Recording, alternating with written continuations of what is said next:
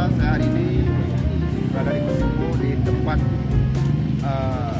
launching agrowisata Kusimpo yang digagas oleh seorang putra Kusimpo yang luar biasa, Putra Mursal. Ya. Ini kita akan launching bahwa ini menjadi sebuah wahana bagi masyarakat untuk bisa menikmati wisata ini kan pas di pinggir Sungai Kusimpo. Ya. Kita berharap bagi keluarga, apalagi menjelang raya Idul Fitri nantinya, dan tentu saja harapan kita kelola dengan baik dengan tata kelola budaya di sini